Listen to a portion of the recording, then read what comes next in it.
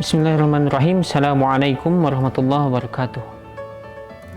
Innal hamdalillah nahmaduhu wa nasta'inuhu wa nastaghfiruh wa na'udzu billahi min shururi anfusina wa min sayyiati a'malina may yahdihillahu fala mudhillalah wa may yudlil fala hadiyalah. Asyhadu an la ilaha illallah wahdahu la syarikalah wa asyhadu anna Muhammadan abduhu wa rasuluh alladzi la nabiyya wa la rasula ba'dah. Amma ba'du. Bertemu lagi, insyaallah untuk video kali ini kita akan membahas tentang bagaimana cara merealisasikan makna dari syahadatain itu sendiri. Ada 3 rumus yang harus kita laksanakan. Yang pertama, menjalin 3 pola hubungan dengan Allah. Pola hubungan apa saja itu? Yang pertama, pola hubungan cinta dengan Allah. Nah, kenapa harus menjaga pola hubungan cinta dengan Allah? Karena sebagaimana cinta terhadap manusia, bila kita punya rasa cinta kepada manusia, kita akan lebih semangat untuk mengerjakan segala yang diperintahkan oleh orang yang kita cintai. Kita juga akan lebih totalitas untuk mengerjakan apapun yang orang yang kita cintai ini perintahkan kepada kita. Dan kita pun akan lebih ikhlas untuk mengerjakan semua pekerjaan yang diperintahkan oleh orang yang kita cintai. Nah, begitu juga hubungan kita dengan Allah, harus lebih dari itu. Maka dari itu, menjaga pola hubungan cinta dengan Allah itu salah satu cara untuk merealisasikan makna syahadatain. Sebagaimana firman Allah dalam surat Al-Maidah ayat 54 yang artinya, wahai orang-orang yang beriman, barang siapa yang di antara kalian murtad dari agama Allah, maka kelak Allah akan mendatangkan suatu kaum yang Allah mencintai mereka dan mereka pun mencintai Allah. Ayat ini menjelaskan bahwasanya cinta kepada Allah merupakan salah satu bukti untuk merealisasikan makna syahadatain itu sendiri.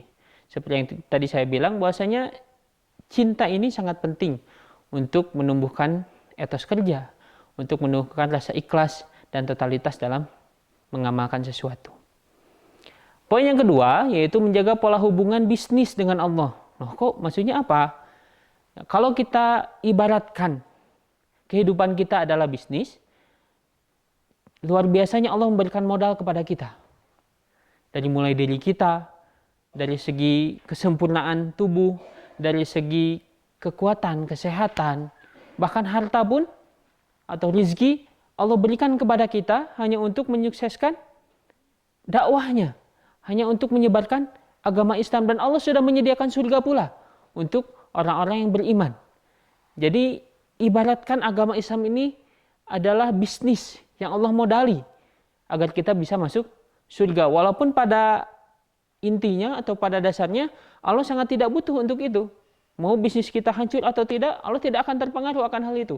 Mau kita sukses menjalankan agama Islam atau tidak, itu tidak akan mempengaruhi kekuatan Allah. Sebagaimana firman Allah Subhanahu wa taala dalam surat At-Taubah ayat 111 yang artinya, sesungguhnya Allah membeli dari orang-orang mukmin itu diri dan harta mereka, dan Allah menyediakan surga bagi mereka. Jadi luar biasa. Dari segi manusia, mana ada yang mau mencari atau memberikan modal sebesar itu untuk bisnisnya. Dan itu pun belum tahu apakah kita akan menjalankan bisnis itu dengan baik atau tidak.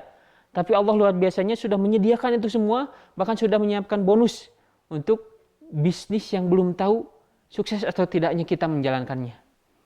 Maka dari itu, pola hubungan bisnis ini perlu kita buat dengan Allah agar tujuan kita adalah untuk meraih keuntungan.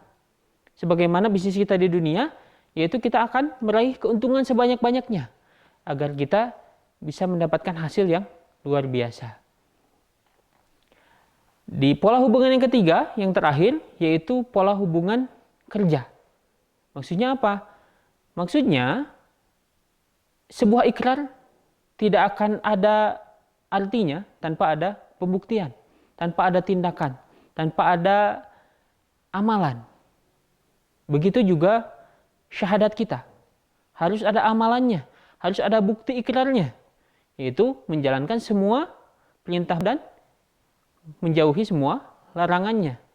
Walaupun dengan ketaatan kita tidak akan merubah keagungan Allah, dan walaupun dengan maksiat kita Allah pun tidak akan berkurang keagungannya. Dan amalan itu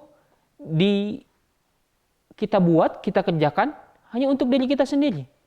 Sebagaimana hadis qudsi yang isinya kurang lebih seperti ini, wahai hamba-hambaku, sungguhnya amalanmu itu aku hitungkan untukmu. Barang siapa yang mendapat kebaikan dari amalan tersebut, maka pujilah Allah. Dan barang siapa yang tidak menemukan kebaikan dari hal itu, maka jangan mencela orang lain selain dirinya sendiri. Sungguhnya kita yang butuh amalan itu, bukan Allah. Nah, dari 3 pola hubungan ini sangat berpengaruh pada realisasi makna syahadatain itu sendiri. Karena dengan cinta dan dengan bukti amalan, ini adalah bukti realisasi ikrar kita kepada Allah. Dengan cinta dan amalan, kita bisa lebih totalitas untuk mengerjakan amalan-amalan Allah. Dan dengan cinta dan amalan ini, kita akan lebih ikhlas untuk mengerjakan semua amalan Allah. Dan 3 pola hubungan tadi, bila kita sudah bisa menumbuhkannya dengan Allah, maka insya Allah pahala jihad fi sabilillah akan kita dapatkan. Insya Allah. Dan semoga kita bisa mengamalkan 3 pola hubungan tadi agar kita mendapat ridha Allah dan kita bisa memasuki surganya kelak. Amin ya Allah ya Rabbal Alamin. Mungkin cukup sekian dari saya. Mohon maaf apabila ada kesalahan. Wabillahi taufiq wal hidayah. Wassalamualaikum warahmatullahi wabarakatuh.